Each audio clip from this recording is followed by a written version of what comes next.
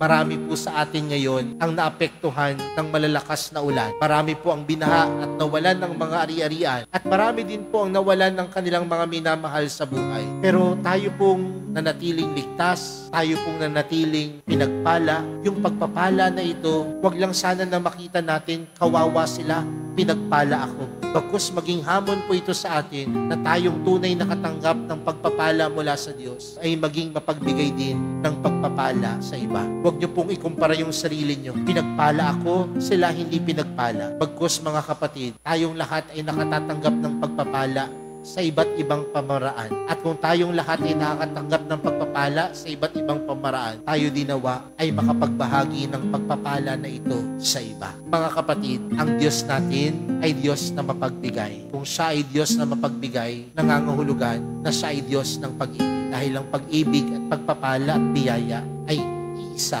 Dahil ang Diyos ay tunay na nagpapala para sa atin. Manahimik po tayong sumaglit at tingnan po natin yung ating mga sarili, yung mga biyayang tinanggap natin, ang mga binhing ipinagkaloob sa atin, yung mga pagpalang ibinigay sa atin ng Diyos, at mapagtatanto natin na sobra tayong pinagpala. Pero mga kapatid, ang tunay na pinagpala, binabahagi. Ang tunay na biyaya, ibinabahagi. Kagaya ng pag-ibig ng Diyos, dapat ito bahagi sa lahat.